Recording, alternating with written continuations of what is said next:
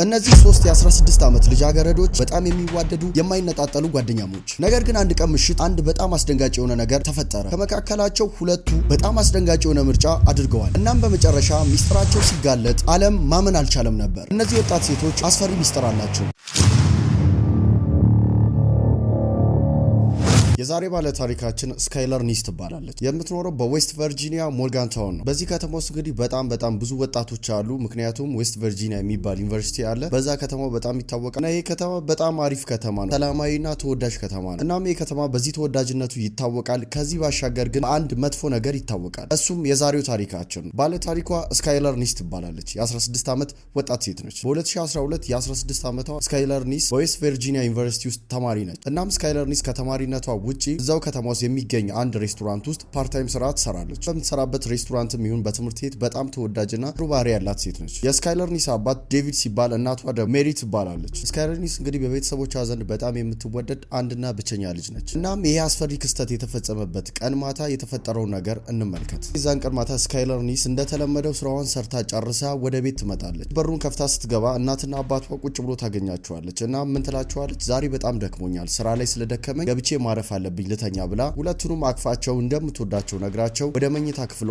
ትገባለች። እናም እናትና አባቷ እሷ ተሰናብታቸው ወደ መኝታ ቤት ስትሄድም እያዩዋት ነበረ። በሩንም ከፍታ መኝታ ቤት ውስጥ ስትገባም እያዩዋት ነበር። በንጋታው ጠዋት የስካይለር ኒስ እናትና አባት ተነስተው እንደተለመደው ቁርሳቸውን ሰርተው ምግብ እስኪበሉ ስካይለር ኒስ ከተኛችበት አልተነሳችም ነበረ። በሯም አልተከፈተም ነበር። ስለዚህ እነሱ ማታ ምሽታ ስለሆነ የገባችው ከምንረብሻት በተነሳች ሰዓት ትነሳ ብለው ቁርሳቸውን በልተው ወደ ስራ ይሄዳሉ። በዚህ ሁሉ ጊዜ ግን ስካይለር ኒስ ከተኛችበት አልተነሳችም ነበር። ከሰዓት ላይ የስካይለር ኒስ አባት የሆነው ዴቪድ ወደ ቤት ይመጣል። የአፓርታማውን በር ከፍቶ ወደ ሳሎን ይገባል። እናም ዴቪድ ሲገባ ስካይለር ኒስ ከተኛችበት እስካሁን እንዳልተነሳች ያስተውላል። በሯ ዝግ እንደሆነ ያስተውላል። ከሰዓት ላይ ወደ 8 ሰዓት 9 ሰዓት አካባቢ ነው። ይሄን ያክል ተኝታም አታውቅም። በሯም ይሄን ያክል ተዘግቶ አያውቅም። እናም በሩ ሲዘጋ ሲያይ ምናልባት ተነስታ ወይ ሽንት ቤት ወይ ኪችን ብቻ የሆነ ቦታ ትኖራለች በሚል ስካይለር እንዴት ነሽ አለሽ ምናምን እያለ ለመጣራት ሞከረ። ምንም ምላሽ አልሰጠችውም። ጸጥ ነው ያለችው። ምን ያደርጋል? ቀጥታ ወደ እሷ ቤድሩም ይሄዳል። በሯ ግን የሷ ሁልጊዜ ዝግ የሚሆነው ስትተኛ ብቻ ነው። ይሄን ያክል ቆይታ ስለማታውቅ ደህና መሆኗን አትሊስት ቼክ ማድረግ አለብኝ ብሎ በሩን ያንኳኳል። ሄይ ስካይለር፣ በጣም ሰዓት ሄዷል፣ 8 ሰዓት 9 ሰዓት ሆኗል፣ እስካሁን አልተነሳሽም፣ ተነሽ ይላታል። ቢሆንም ግን ምንም ምላሽ አልሰጠችው። እሱ የሆነ ድምጽ ካለ ብሎ ለመስማት በሩ ጋር ጠጋ ብሎ ቢያዳምጥም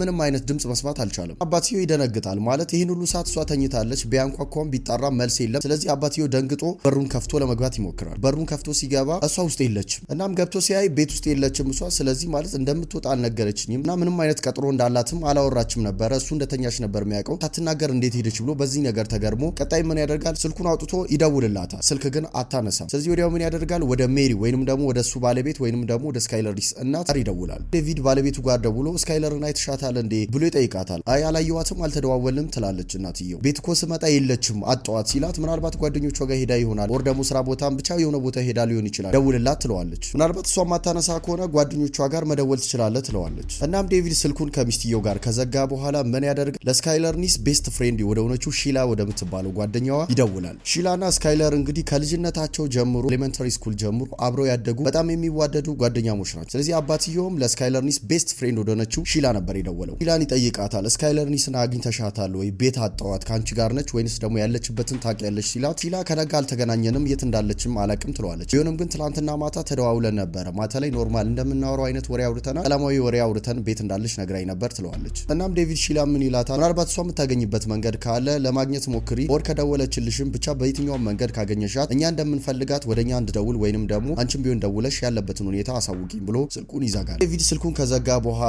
መኝታ ክፍል ውስጥ ምናልባት የሄደችበትን ሊጠቁም የሚችል ምልክት ካለ መኝታ ቤቱ ዞር እያለ የተፈጠረውን ነገር ለማጣራት ይሞክራል። መጀመሪያ ላይ ሲያይ ከበፊቱ የተለየ ምንም አይነት ነገር እንደሌለ ተውላል። ከዛም ምን ያደርጋል? ቤቱን ዞር ብሎ ካየ በኋላ ምን ያደርጋል? ወደ እሷ ክሎዜት ወይንም ደግሞ ልብስ ወደምታስቀምጥበት ቁም ሳጥን ሲከፍተው አንድ የተለየ ነገር ያያል። እሱም ምንድነው? ለፀሐይ መከላከያ ተብሎ የሚደረበውን መስኮት የእሷ ቁም ሳጥን ውስጥ ተቀምጦ ያገኘዋል። እናም ግራ ይገባዋል። ፀሐይ መከላከያው መስኮት እዛው መስኮት ጋር መሆን ሲገባው ለምን ቁም ሳጥኗ ውስጥ ሊገኝ ቻለ ብሎ ግራ ይገባዋል። እና ምን ያደርጋል? ወዲያው ወደ መስኮቱ ነበር የተመለከተው። ወደ መስኮቱ ጠጋ ብሎ ሲመለከት ምን ያያል? የመስተዋቱ መስኮት ትንሽ ተከፍቶ ጣት የሚያስገባ ያክል ክፍተት እንዳለ ያስተውላል። እናም እጁን ከቶ መስተዋቱን ከከፈተ በኋላ አንገቱን ወደ ውጭ አውጥቶ የተፈጠረውን ነገር ለማየት ይሞክራል። ውጪውን በደንብ ለመቃኘት ሞከረ፣ ግን ወደ ታች ሲመለከት የሆነ ነገር ያያል። ለመውጣት ለመውረድ የሚያገለግል ቤንች ወይንም ደግሞ እንደ ወንበር አይነት ነገር ያያል። ምን መሰላችሁ የስካይለር ኒስ ክፍል የሚገኘው አንደኛ ፎቅ ላይ ነው። ስለዚህ ድጋፍ ከተደረገ ከአንደኛ ፎቅ መውረድ መውጣት ይቻላል ማለት ነው። አባትየው ደግሞ ስካይለር ኒስ እንደዚህ አይነት ልጅ ነች ብሎ አይገምትም። ምክንያቱም እነሱ ከተኙ ቦዲ በመስኮት እየወጣች እየገባች ማታ ላይ የምትወጣ የምትገባ አይነት ልጅ ነች ብሎ ስላላሰበ ይህንን ነገር ሳይ ይደናገጣል። ስለዚህ የስካይለር ኒስ አባት ባየው ነገር ምን ውሳኔ ላይ ደርሳ ቁም ሳጥኗ ውስጥ እንግዲህ የፀሐይ መከላከያው ፍሬም ተቀምጦ አይቷል። መስኮቱም ደግሞ የተወሰነ ተከፍቷል። ወደ ታች ሲመለከት ደግሞ ወንበር ወይንም ደግሞ ድጋፍ እንዳለ ስላየ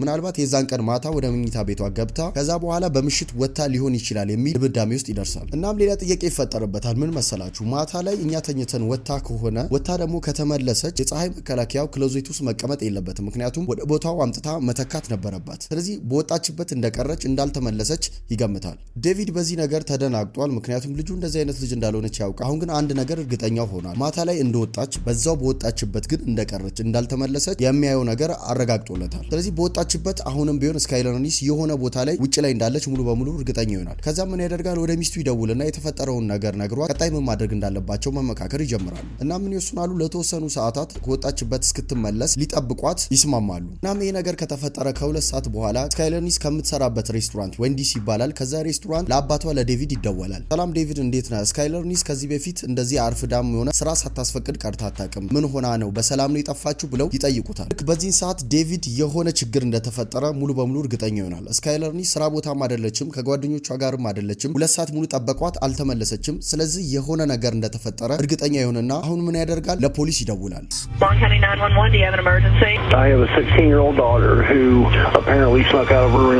ልጄ ትላንትና ማታ ከቤት እንደወጣች በመስኮት እኛ ሳናቅ ወጥታ እስከዚህ ሰዓት አልተመለሰችም። ስራ ቦታ ላይ የለችም። ጓደኞቿ ጋርም ደወልኩኝ ላገኛት አልቻልኩም። ምናልባት ህይወቷ ላይ አደጋ ተፈጥሮ ሊሆን ይችላል ብሎ ለፖሊስ ያሳውቃል። ፖሊሶቹም ከዚህ በፊት እንደዚህ አይነት ነገር ማታ ላይ ወጥታ ታውቃለች፣ እንደዚህ ነገር አድርጋ ታውቃለች ሲሉት በፍጹም ዛሬ ነው ለመጀመሪያ ጊዜ ይሄ ነገር የተፈጠረው ብሎ ለፖሊሶቹ ሪፖርት ያደርጋል። እናም የስካይለር ኒስ እናት ሜሪ ወደ ቤት ትመጣለች። ዴቭም ቤት ነው ያለው። ለፖሊስ ከደወሉ በኋላ እርስ በርስ ተጨናንቀው መመካከር ይጀምራሉ ምን ማድረግ እንዳለባቸው። አሁን ስካይለር ኒስን ፖሊሶች ወጥተው እየፈለጉ ነው። ስለዚህ እኛም ወተን ፖሊሶች ጋር ልጃችንን እንፈልግ ወይንስ ቤት ውስጥ ቁጭ ብለን ምናልባት እሷ ቤት ተጎድታም ከሆነ የሆነ አደጋም ደርሶባት እንደምንም ብላ እንድንረዳት ቤት ልትመጣ ትችላለች። ስለዚህ ቤት ውስጥ ሆነን እንጠብቃት ወይስ እንውጣ እያሉ በጣም ተጨናንቀው ባሉበት ሰዓት አንድ ስልክ ይደወላል። ስልኩን የደወለችው ሺላ ነበረች፣ የስካይለር ኒስ ቤስት ፍሬንድ። ሜሪ ስልኩን በጉጉት ታነሳለች። ምክንያቱም ዴቭ መጀመሪያ ላይ ለሺላ ደውሎ ስለ ልጄ አዲስ ነገር ከሰማ አሳውቂኝ ብሏት ነበር። ስለዚህ ሜሪ አሁን ላይ ከልጇ ጋር በተያያዘ መልካም ዜና ልሰማ ነው በሚል ስልኩን ታነሳለች። ሺላ ግን የደወለችው እነሱን ልጠይቃቸው ነበር። ስካይለር ኒስ ወደ ቤት መጣች አገኛችኋት እንዴ? እኔ ላገኛት አልቻልኩም። እነሱን ለመጠየቅ ነበር የደወለችው። ሜሪ ያለውን ነገር ትነግራታለች። ልናገኛት አልቻልንም፣ እስካሁን ወደ ቤት አልመጣችም። ያለን አማራጭ ለፖሊስ ሪፖርት ማድረግ ስለሆነ ለፖሊስ ሪፖርት አድርገን ፖሊሶች ልጄን እየፈለጉ ነው ብላ ለሺላ ትናገራለች። እናም ሺላ እናትየው ተጨንቃ የምታወራውን ከሰማች በኋላ እያቅማማችም ቢሆን የሆነ ነገር ለማውራት ፍቃደኛ ትሆናለች። ለስካይለር ኒስ እናት ምን ትላታለች? አንድ እውነት አለ፣ ትላንትና የተፈጠረውን ነገር መናገር አለብኝ ብላ የተፈጠረውን ነገር እናትየው ማውራት ትጀምራለች። የተፈጠረው ነገር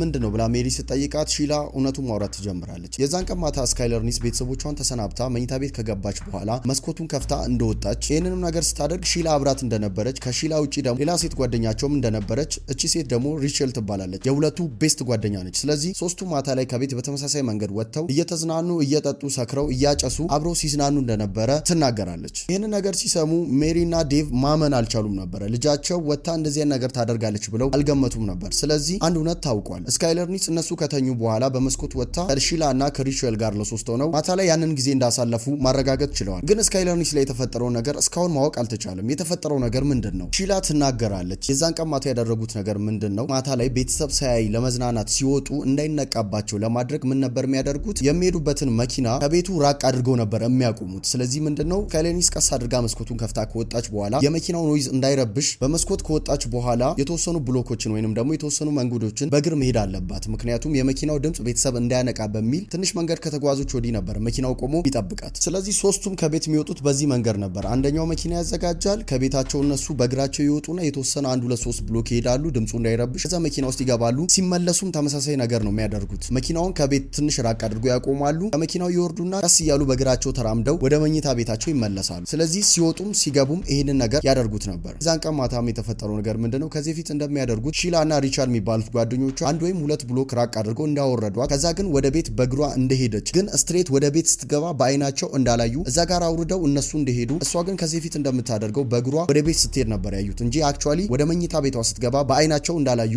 ሺላ ትናገራለች። እናም በዚህ ሰዓት የስካይለር ኒስ እናትና አባት ይጨነቃሉ። ምክንያቱም እነዚህ ልጆች ከቤታቸው ራቅ አድርገው በመኪና ካወረዷት የዛን ሰዓት ላይ ስካይለር ኒስ ከመኪና ወርዳ ኦልሬዲ ሰክራለች፣ ብዙ ነገርም አጭሳለች። ስለዚህ ወደ ቤት በምትሄድበት ሰዓት በጣም መሽቷል፣ ሌሊት ላይ ነው። ስለዚህ የሆነ ነገር ገጥሟታል ብለው ሞር ጭንቀታቸው ይበዛል። እናም የስካይለር ኒስ ቤስት ፍሬንድ ሜሪ እና እናቷ ስልክ ኮንቨርሴሽናቸውን አውርተው ከጨረሱ በኋላ ሜሪ ለፖሊስ ትደውላለች። እናም ለፖሊስ ደውለው ሪፖርት ካደረጉ በኋላ ሺላን በአካል ያገኟታል። ከእሷ ጋር ብቻ ሳይሆን የሺላም እናት ጭምር ትመጣና ተሰብስበው እሷን ያወረዱበት ቦታ ላይ ያንን ቦታ መቃኘት ይጀምራሉ። የተፈጠረ ነገር ካለ ስካይለር ኒስ ላይ የደረሰ ነገር ካለ የተፈጠረውን ነገር ለማየት እዛ አካባቢ ላይ ፍለጋ ይጀምራል። ምናልባትም እየመጣች መንገድ ላይ ሰክራም ስለነበረ ወድቃም ከሆነ የሆነ ነገር ውስጥም ገብታ ከሆነ እዛ ጋር እሷን ለማግኘት ነበረ ፍለጋው። ዙሪያ ላይ ያሉትን ቤቶች እያንኳኩ ያያችሁት ነገር አለ፣ እዚህ ጋር ወድቃ የተገኘች ልጅ አለ፣ ኦር ደግሞ የተፈጠረ ነገር ያያችሁት ነገር ካለ እያሉ በየቤቱ እያንኳኩ ቢጠይቁ ማንም ሰው ምንም ነገር እንዳላየ ነው ምላሽ የሰጣቸው። ስካይለር ኒስ እናትና አባት እንዲሁም የሺላም እናት ግሩፕ ሆነው ብዙ ሰዎች ተሰብስቦ ነበር ፍለጋ እያደረጉ የነበሩ። ስለዚህ እነዚህ ሰዎች ጭንቀት ውስጥ ገቡ። ፖሊሶች እዛ እየፈለጓት ነው በእርግጥ ቢሆንም ግን እነሱ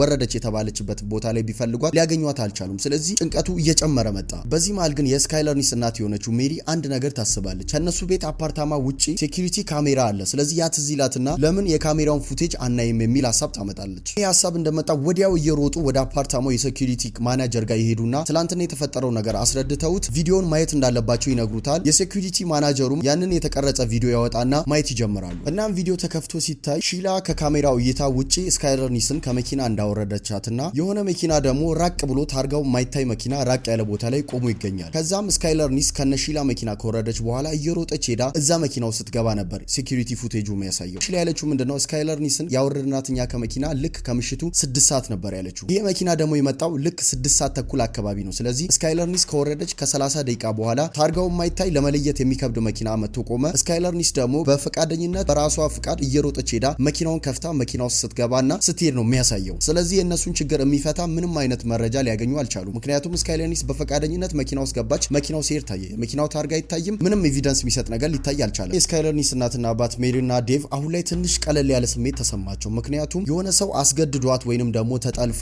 ኦር ደግሞ ከባድ ነገር ደርሶባት ሳይሆን በፈቃደኝነት እዛ መኪና ውስጥ እንደገባች ስላዩ ትንሽ ተረጋግቷል። ምክንያቱም ችግር ላይደርስባት ይችላል ኦር እኛ ማናቀው ከሆነ ሰው ጋር የሆነ አይነት ግንኙነት ጀምራ ግን ብቻ ጤንነቷ ሰላም እንደሚሆን ተስፋ አድርገዋል። ትንሽ ተረጋግተዋል። እናም ይህ ነገር ከተፈጠረ 1-2-3 ቀን ያልፋል። በዚህ ጊዜያቶች ግን ፖሊሶች ያንን ፉቴጅ ወስደው የመኪናውን ማንነት መኪናውን እየነዳ ያለው ሰው ማን እንደሆነ ታርጋውን ለማግኘት የተለያዩ ነገር ቢያደርጉም ከዛ ቪዲዮ ላይ የሚፈልጉትን መረጃ ማግኘት አልቻሉም። ቀናቶች ግን እያለፉ ነው። ስካይለር ኒስ እስካሁን አልተገኘችም። ፖሊሶች ለስካይለር ኒስ ቤተሰቦች ምን አሏቸው? በሷ እድሜ ደረጃ እንግዲህ አንዳንዴ ሴቶች ከሌላ ወንድ ጋርም ብቻ የሆነ አይነት ሲቹዌሽን ውስጥ ሊገቡ ይችላሉ፣ ጥለው ሊሄዱ ይችላሉ። ከዛ ከተወሰኑ ቀናት በኋላ የሚፈልጉትን ነገር አድርገው ወደ ቤት ሊመለሱ ይችላሉ። ምክንያቱም እቺ ልጅ በፈቃደኝነት ስለሆነ ሄደችው የሚያሳየን መረጃ እንደዛ ነው። ብንፈልጋት እናገኛት አልቻልም። ስለዚህ ከተወሰነ ቀን በኋላ የምታደርገውን ነገር ስትጨርስ ወደ ቤት ትመለሳለች ብለው ለቤተሰቦቿ ይናገራሉ። ከዚህ በፊትም እንደዚህ አይነት ነገር ተፈጥሮ እንደሚያውቅና የተወሰነ ሳምንት ቆይተው ልጆች ወደ ቤት እንደሚመለሱ ጭምር ነው የነገሯቸው። በዚህ ሁኔታ እንግዲህ ስካይለር ኒስ ወደ ቤት ሳትመለስ ቀናቶች ያልፋሉ፣ ሳምንታቶች ያልፋሉ፣ ወራቶች ያልፋሉ። ምንም አዲስ ነገር የለም። ስካይለር ኒስ እስካሁን የለችም፣ አልመጣችም። በዚህ ሁሉ ጊዜቶች መሃል ግን ፖሊስ አቅሙን ጨምሮ የስካይለር ኒስን ፍለጋ አቀጣጥሎት ቀጥሏል። ፖሊስ ብቻ ሳይሆን የሞርጋን ከተማ ነዋሪዎችን ጨምር ስካይለር ኒስን እየፈለጓት፣ ፎቶዋ በወረቀት ላይ ታትሞ የአፋልጉኝ ማስታወቂያ ወጥቶ በየቦታው ተለጥፎ ይገኛል። የሚገርማችሁ የአፋልጉኝ ማስታወቂያዋ በየ5 በየ10 እርምጃው ነው ተለጥፎ ያለው። ፍሬም ባይ ፍሬም በየቦታው ተለጥፏል። ሁሉም ሰው ስለሷ ነው የሚያወራው። ሁሉም ሰው እሷን እየፈለገ ነው። ያየ ሰው ካለ በዚህ ስልክ ይደውል የሚሉ ማስታወቂያዎች በብዛት በተራመዳችሁ ቁጥር የሷን ፎቶና የሷን አፋልጉኝ ማስታወቂያ ታዩታላችሁ። በዚህ ሁሉ መሃል ግን ማንም ሰው አየው ሚልም የለም፣ እዚህ ጋር ነች ሚልም የለም። የቤተሰቧ ጭንቀት እንግዲህ ቀጥሏል። የስካይለር ኒስ ሁኔታ አሁን ላይ ምንድነው ይሄ ቫኒሽ እንደማድረግ ጥፍት እንደማለት አይነት ነገር ነው የሆነውና ቤተሰቦቿም እስካሁን ጠፍታለች ሞታለች ሚል ነገር ማሰብ አልፈለጉ። በፈቃደኝነት ስለሄደች ምናልባት የራሷን ህይወት ጀምራ እኛን ማግኘት ሳትፈልግ ከተማ ቀይራ የሆነ ቦታ ሄዳለች የሚል እሳቤ ውስጥ ገብተዋል። በዛ መሃልም ደግሞ ትመጣለች በሚል ጉጉት ላይና ጥበቃ ላይ ናቸው። እናም በዚህ ሁኔታ ስካይለር ኒስ ጠፍታ 6 ወር ይሆናል። በዚህ 6 ወር ውስጥ ልትመጣ አልቻለችም። ቢጠበቅም የለችም። ወሬውም እየቀነሰ ሰውም ስለሷ ያለው ነገር እየጠፋ እየተረሳች ትመጣለች። ቤተሰብ ግን በጉጉት እስካሁን አለ። ስካይለር ኒስ ወደ ቤት መምጣት አልቻለችም። 6 ወር አልፏል። ከ6 ወር በኋላ አንድ ነገር ይፈጠራል። ሁሉንም ነገር የቀየረ ለማመን የሚከብድ ድንገተኛ ነገር ይፈጠራል። የተፈጠረው ነገር ምንድነው? የስካይለር ኒስ ቤስት ፍሬንዶች ከሆኑት ከሺላ እና ከሪቾ ሳውል መካከል አንደኛው የሆነችው ሪቸል የምትባለው ጓደኛዋ ሁኔታዋ ተቀይሮ ቤተሰብን የሚያስጨንቅ ችግር ውስጥ ትገባለች። እሱ ምንድነው ቤት ውስጥ እየተነጫነጨች የአውሬነት ባህሪ እያሳየች አእምሮዋን መቆጣጠር አቅቷት ትነጫነጫለች፣ ሰው ትተናኮላለች፣ እናት አባቷ ላይ ጥቃት ትሰነዝራለች፣ ብቻ የእብደት ተግባር መፈጸም ትጀምራለች። እናም የሪቸል የምትባለው ልጅ እና በተፈጠረው ሁኔታ በልጇ ማበድ ተደናግጣ ለፖሊስ ትደውላለች።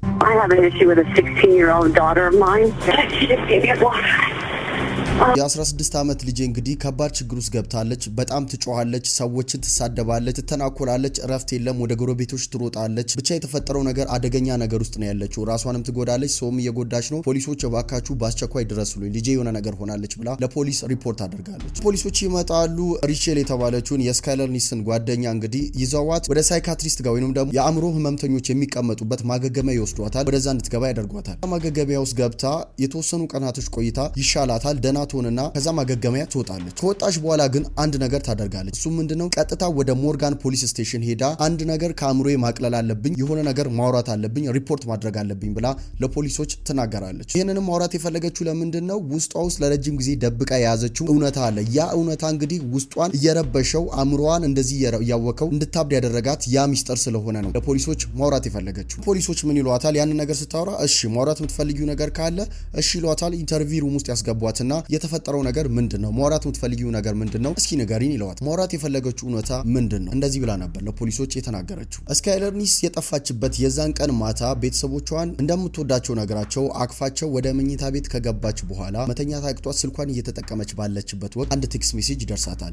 ከቤት ጓደኞቿ ሺላና ከዚች ሪቸል ከምትባለው ልጅ። ቴክስቱ ምንድነው የሚለው? ልክ ከዚህ በፊት እንደሚያደርጉት የዛን ቀን ማታ እንዲወጡና አብረው ያንን ነገር ለማድረግ ወጥተው የሚዝናኑበትን የሚያደርጉትን ነገር ለማድረግ ፈቃደኛ እንደሆነችና እንድትወጣ ነበር ቴክስት የላኩላት። ስካይለር ኒስ ግን የዛን ቀን ማታ ከነሺላና ከሪቸል ጋር መውጣት አልፈለገችም ነበር። ምክንያቱም በሁለቱ ጓደኞቿ ተናዳ ነበር። የተናደደችበት ምክንያት ደግሞ እነዚህ ሶስት ጓደኛሞች ጓደኝነታቸውን እየቀጠሉ ሲመጡ በመካከል የሆነ ነገር ይፈጠራል። እሱም ምንድነው? ሪቸልና ሺላ ሞር ኮኔክትድ ይሆናሉ። ያላቸው ግንኙነት ሞር እየጠበቀ ይመጣና ስካይለር ኒስን ትንሽ ያገለዋታል። ያ ማለት ምንድነው? ትምህርት ቤት ውስጥ በሚያደርጉት ነገር ፎቶም ሰልፊ ሲነሱ ብቻ ምንም ነገር ሲያደርጉ ሁለቱ በጣም ክሎዝ ይሆናሉ። ግን ስካይለር ኒስን ከነሱ ትንሽ ያገለሏት ነበር። ይሄ ነገር ደግሞ ስካይለር ኒስ አልተመቻትም ነበር። ነገሩ በጣም ቀላል ነገር ነው ግን ቢሆንም ለስካይለር ኒስ ግን ጥሩ ስሜት አልሰጣትም ነበር። በአጠቃላይ ምንድነው የሷን ስሜት ይጎዷት ነበር። ብቻ እሷን ትሪት የሚያደርጉበት መንገድ ስላልተመቻት ነበር ከነሱ ጋር መውጣት ያልፈለገችው የዛን ቀን ማታ። ስለዚህ ስካይለር ኒስ ምንድነው እነሱ ላይ እንዳኮረፈች ያ ነገር እያስደሰታት እንዳልሆነ ያን ነገር እንዲረዱ ስትል ነበር የዛን ቀን ማታ ከነሱ ጋር መውጣት አልፈልግም ኖ አልወጣም ብላቸው እምቢ አለቻቸው። ከዛም መውጣት እንደማትፈልግ ከነገረቻቸው 2 ሰዓት ካለፈ በኋላ ስካይለር ኒስ ታስብና ኦኬ በቃ ከነሱ ጋር ልውጣ ልዝናና ብላ መልሳ ቴክስት አደርጋለች። ኦኬ በቃ መውጣት ይችላሉ አሁን ኑ እንውጣ ምናምን ትላቸዋለች። እና ምን ታደርጋለች? ልክ 6 ሰዓት ተኩል ሲል የስካይለር ኒስ ጓደኞች ቆመናል ነይ ውረጂ ይሏታል። ስለዚህ እሷ ምን ታደርጋለች? ትነሳለች። ያንን የፀሐይ መከላከያ መስኮት ላይ ያለውን ፍሬም ታነሳውና ቁም ሳጥኗን ወስዳ ታስቀምጠዋለች። ከዛ መስተዋቱን ትከፍታለች። መጀመሪያ ከስር ባስቀመጠችው መውጫና መውረጃ አማካኝነት በመስኮት ወጥታ ከዛ መስኮቱንም መልሳ ለመግባት እንዲመቻት ሙሉ በሙሉ ሳትዘጋው ፍሬሙን ትንሽ ዝቅ አድርጋ ትንሽ የጣት መግቢያ ክፍተት እንዲኖረው አድርጋ ትወርድና ጥግ ላይ ሆና የቤስት ፍሬንዶቿ መኪና እስኪመጣ ትጠብቃለች። ልክ 6 ሰዓት ተኩል ሲል ቅድም በካሜራ ላይ የተመለከትነው መኪና ይመጣና ከአፓርትመንቱ ፊት ለፊት ትንሽ ራቅ ብሎ ይቆማል። ከዛም ስካይለር ኒስ ከቤቷ ከወረደች ወዲህ እየሮጠች ሄዳ ባላ በሩን ከፍታ እዛ መኪና ውስጥ ትገባለች። ስለዚህ እዚህ ጋር አንድ ነገር እርግጠኛ መሆን እንችላለን። ሺላና ሪቸል ሙሉ በሙሉ ቤተሰቦቿን ሆነው ፖሊሶቹን እንደዋሹ እርግጠኛ መሆን እንችላለን። ምክንያቱም ስካይለር ኒስ ሮጣ የገባችበት መኪና የሺላ መኪና ነው። መኪናውን በዛን ወቅት እየነዳች የነበረችው ሺላ ነች። ሌላኛዋ ጓደኛዋ ሪቸል ደግሞ ገቢና ከሷ ጎን ተቀምጣ ነበረ። ስካይለር ኒስ የኋላ በሩን ከፍታ የነሱ መኪና ውስጥ ነበር የገባችው። ያይዘው የሄዱት ከነሱ ጋር ነበር። ስለዚህ ሙሉ በሙሉ መጀመሪያ ላይ የተናገሩት ነገር ውሸት ነበር። መጀመሪያ ላይም ከምሽቱ 6 ሰዓት ነበር እሷን ከመኪና ወርደን እኛ የሄድ ነው ብለው ነበረ። እሱንም ጨምሮ ውሸት ነበር። ምክንያቱም 6 ሰዓት ተኩል ነው ስካይለር ኒስ ከቤት ወጥታ እዛ መኪና ውስጥ የገባቸው። የሄዱትም ከምሽቱ 6 ሰዓት ተኩል እነሱ የተመለሱበት ሰዓት ብለው ነበር ያወሩት፣ ግን የሄዱበት ሰዓት ራሱ 6 ሰዓት ተኩል ነበር። እናም እነዚህ 3 ሴቶች መኪና ውስጥ ከገቡ በኋላ ሃይዌው መንገድ ይጀምሩና ከቤታቸው ከከተማው ራቅ ብለው መሄድ ይጀምራሉ። ሁልጊዜም እንደሚያደርጉት ለማጨስ ለመጠጣት እንዲመቻቸው ራቅ ብለው ይሄዳሉ። ከዛም መኪናውን እየነዱ በሚሄዱበት ሰዓት እያጨሱ እየጠጡ ነበር። የሚሄዱበትም ቦታ የት ነው? ከከተማው ወጣ ያለ ማንም ሰው ሊይዛቸው የማይችልበት 45-50 ደቂቃ የሚያክል መንገድ ነበር የተጓዙት። ማንም ሰው እንዳይዛቸው ለማጨስ ድራጋቸው ለመውሰድ ለመጠጣት እንዲመቻቸው ማታ ላይ ማንም ሰው የማያይበት የሚመች ቦታ መርጠው ነበር ሄዱት። ሃይዌው መንገድ ይነዱታል። ሃይዌው መንገድ ከሄዱ በኋላ ወደ ውስጥ መኪናው እንዳይታይ የጫካ መንገድ አለ። ጫካ ውስጥ ይገባሉ። የተወሰነ መንገድ ይሄዳሉ። ከዛ መኪናውን ያቆሙታል። የሄዱበትም ቦታ ምንድነው? ከከተማው ራቅ ያለ ቢሆንም ግን ከፍ ያለ ቦታ ተራራማ ሆኖ ከተማውን ሙሉ በሙሉ ማየት የሚችሉበት እንደዚህ አይነት ቦታ ነበር። ሲያዩት ለነሱ ጥሩ ስሜት እንዲሰጣቸው እንዲሰማቸው በሚያጨሱበት በሚጠጡበት ሰዓት የተለየ ስሜት እንዲኖራቸው ለማድረግ እንደዚህ አይነት ቦታ ነበር የመረጡ። ማንም ሰው እዛ ቦታ ላይ አይሄድም። ማንም ሰው የለም። ጨለማ ነው፣ ጫካ ነው። መኪናውም አይታይም። መኪናውም ያቆሙት ወደ ውስጥ ገባ አድርገው ነው። እዛ ጋር ቁጭ ብለው የሚያደርጉትን ነገር ማድረግ ይጀምራሉ። እንዳልኳችሁ ከተማውን ወደማያዩበት ቪው አቅጣጫ አቀማመጣቸውን ያደርጉና እርስ በርስ አይተያዩም። ሶስቱም ፊታቸውን ወደ ከተማው አድርገው እዛ ተራራ ላይ ቁጭ ብለው ለማጨስ ይዘጋጃሉ። ከዛም ቁጭ ባሉበት ሰዓት ከመኪናው በቀኝ በኩል የተቀመጠችው ሺላ የምታጨሰውን ነገር አውጥታ ለመለኮስ ትሞክራለች። በዛን ወቅት ግን ላይተር አልያዘችም። ስለዚህ እሷ ጎን መሀል ላይ የተቀመጠችውን ሪቸልን ትጠይቃታለች። ላይተር ይዘሻል ስትላት አልያዝኩም ትላታለች። ወደ መኪናው ቀርባ የተቀመጠችውንም ስካይለር ኒስንም ስትጠይቃ እሷም እንዳልያዘች ትነግራለች። ስለዚህ ሶስቱም ኪሳቸው ላይተር እንዳልያዙ ስታውቅ ሺላ ምን ታደርጋለች? ስካይለር ኒስን ለመኪናው ቅርብ ያለችውን መኪናው ውስጥ ላይተር እንዳለኝ ያውቃለሁ፣ ሄደሽ ላይተሩን ከመኪናው ውስጥ ታመጭልኛለሽ ብላ ትጠይቃታለች። ስካይለር ኒስም ምንም ችግር የለም እሺ አመጣለሁ ብላ ትነሳለች። ለጓደኞቿ ሙሉ በሙሉ ጀርባ ሰጥታ ወደ መኪናው ስትሬት ፊት ለፊቷን አድርጋ መራመድ ትጀምራለች። ልክ በምትራመድበት ሰዓት ግን የሆነ ነገር ትሰማለች። እሱ ምንድነው? ጓደኞቿ ሪቸል እና ሺላ ከተቀመጡበት ሲነሱ የሆነ ድምጽ ትሰማለች። ከዛም ባሻገር ምን አይነት ድምጽ ትሰማለች? ቁጥር ሲቆጥሩ ትሰማለች። 1 2 3 ብለው ሲቆጥሩ 3 ሲሉ ምን ይፈጠራል? ስካይለር ኒስ ጀርባዋ ላይ 2 ቢላ ሲወጋት ይሰማታል። እነማን ናቸው የሚወጓት? ሺላ እና ሪቼል ናቸው። 2 ቢላ ይዘው ሁለቱም ሲወጓት ይሰማታል። እናም ስካይለር ኒስ ወደ ኋላ ራሱ አልተመለከተችም። ቀጥታ ልክ እንደወጓት ወደፊት መሮጥ ትጀምራለች። በምትሮጥበት ሰዓት እንግዲህ 2 ቢላ ወቅቷታል። ደሟ እየፈሰሰ ነው። ስለዚህ ብዙ መሮጥ አልቻለችም። በዚህ ሰዓት ግን ሁለቱም ከኋላ እየሮጡ እየተከተሏት ነበረ። ቢሆንም ግን ሺላ በጣም ተጠግታት ነበረች። ምን ታደርጋለች? ታክል ትወርድና ስካይለር ኒስ እንድትወድቅ አድርጋ እላዩ ላይ ትወጣለች። እናም እላዩ ላይ ወጥታ ሺላ ምን ታደርጋለች? በያዘችው ቢላ ድጋሚ ልትወጋት ትሞክራለች። ስካይለር ኒስ መሬት ላይ ተኝታ ከሷ ጋር ግብግብ ውስጥ ገብታለች። እንዳትወጋት ለመከላከል ትሞክራለች። ሺላ ደግሞ ቢላውን ይዛ ልትወጋት እየሞከረች ነው። እናም ልክ በዚህ ሁኔታ ላይ ሪቼል ትመጣና በመሃላቸው ገብታ የስካይለር ኒስን 2 እጅ ይዛ ለሺላ ታመቻቻለች። ከዛ ምን ያደርጋሉ? ሁለቱ እየተፈራረቁ ስካይለር ኒስን አንገቷ ላይና ደረቷ ላይ በተደጋጋሚ በቢላ በአሰቃቂ ሁኔታ ይወጓታል። ስካይለር ኒስ ተኝታ ለመከላከል ብትሞክርም ግን ሁለቱ አንድ ላይ ሆነው በተደጋጋሚ ይወጓት ስለሆነ ምንም ማድረግ አልቻለችም። እናም የሆነ ሰዓት ምንም ማድረግ እንደማትችል ስታቅ ለምንድነው እንደዚህ እያደረጋችሁ ያላችሁት? ለምንድነው የምትገሉኝ? ምን አጠፋው? ለምንድነው እንደዚህ የምታደርጉት? እያለች በተደጋጋሚ ስትጠይቃቸው ምንም አይነት ምክንያት አይሰጧትም። እነሱ ግን መውጋታቸውን እሷን መግደላቸው ነበር የቀጠሉት። እናም ሪቸል የሆነ ሰዓት ላይ ስካይለር ኒስን ሞጋት ታቆማለች። ሺላ ግን ማቆም አልቻለችም። ከሞተችም በኋላ በተደጋጋሚ ስትወጋት ነበር። እናም ሺላ ስካይለር ኒስ በደንብ እንደሞተች ካረጋገጠች በኋላ ሁለቱም ይነሱና ከአስከሬኗ ራቅ ብለው መሄድ ይጀምራሉ። የሄዱትም ወደ መኪናው ነበር። የመኪናውን ትራንክ ወይንም ደግሞ እቃ ማስቀመጫውን ይከፍቱትና መኪና ውስጥ ያስቀመጡት ነገር ያወጣሉ። መኪና ውስጥ ያለው ምንድነው? መገነዣ፣ መጠቅለያ፣ መቆፈሪያ አንድ ሰው ከሞተ በኋላ ለመቅበር የሚያስፈልገውን ሁሉንም ነገር ለካስ አሟልተው እዛ መኪና ውስጥ ይዘው ነበር። ስለዚህ ምን ያሳያል? እነዚህ ሁለት ጓደኛሞች እሷን ለመግደል ሆን ብለው አቅደው ተዘጋጅተው ነበር የመጡት። እና ምን ያደርጋሉ? ይዘውት በመጡት ማስጃ ራሳቸውን ታጥበው የስካይለር ኒስን ደም ከነሱ ላይም ሆነ ከተጠቀሙት ቢላ ላይ አሻራ እንዳይገኝ ያጸዱትና መቆፈሪያ ይዘው ወደ ጫካ ውስጥ ይገባሉ። ምን ሊያደርጉ? መቃብር ሊቆፍሩ። እዛው ውስጥ ስካይለር ኒስን ለመቆፈር ይሞክራሉ። ቢሆንም ግን መሬቱ ድንጋያማ ስለሆነ ሊቆፍሩ ቢሞክሩ አልቻሉም፣ ከበዳቸው። እና ምን ያደርጋሉ? መሬቱ አስቸጋሪ ሆነ። ስለዚህ ቆፍሮ መቅበር የሚባለው ነገር እንደማይሆናቸው ሲያውቁ ያሉበት ቦታ እንግዲህ ከዋናው አስፋልት ራቅ ያለ ነው። ስለዚህ እዛው ጋር እሷን ይጠቀልሏትና ያገኙትን ነገር እንጨትም፣ ቅጠልም፣ ድንጋይም አፈርም አድርገው እሷ ላይ ይከምሩና ሙሉ በሙሉ እሷን ይሸፍኗታል። ስለዚህ ቆፍሮ ከመቅበር ይልቅ እዛው ጋር ሸፋፍነዋት ማንም ሰው ሊያገኛት ስለማይችል እዛው እንድትበሰብስ እነዛ ነገሮች እሷ ላይ ደራርበው እንዳትታይ አድርገው የተጠቀሙትን እያንዳንዱን ዕቃ አንስተው ወደ መኪና ውስጥ ከተው መኪናቸውን እየነዱ መሄድ ይጀምራሉ። የሚገርማችሁ እነዚህ የስካይለር ኒስ ሁለት ጓደኛሞች ይህንን ነገር ለማድረግ አንድ ቀን ብቻ ሳይሆን ለወራት ሲያቅዱ ነበር። ምክንያቱም ምንድነው? ስለማይወዷትና ስለማትመቻቸው ብቻ ነው። ከነሱ መሃል እሷን ለማራክ ሲሉ ነው ይህንን የማይሆን ተግባር የፈጸሙት። የዛን ቀን ማታ ሆን ብለው ነው ያንን ቴክስት የላኩላት። ምክንያቱም የዛን ሰሞን ላይ ስካይለር ኒስ ከነሱ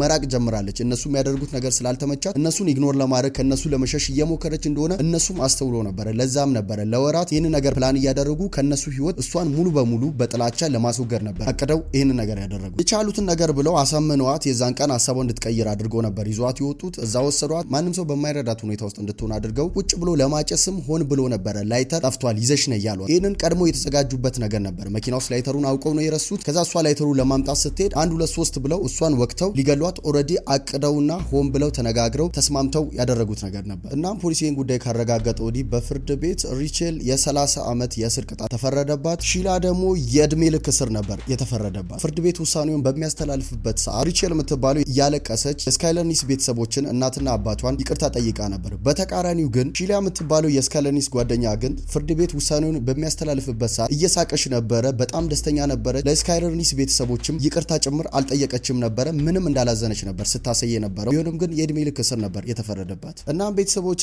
የዛሬው ታሪካችን ይሄን ይመስል ነበር። ከዚህ ቪዲዮ ምን ተማራችሁ? ሀሳብ አስተያየታችሁን ኮሜንት ላይ ያስቀምጡልኝ። ከዚህ በኋላ በዚህ ቻናል በሳምንት 2 እና 3 ቪዲዮ እንደዚህ አይነት ቪዲዮዎችን ለመስራት አቅጃለሁ። ምን ይሰማችኋል? እናንተ ላይክ የምታደርጉ ከሆነ የምታበረታቱኝ ከሆነ ብዙ አስተማሪ የሆኑ ታሪኮችን ይዤላችሁ እመጣለሁ። በቀጣይ ቪዲዮ እስክንገናኝ ቻው።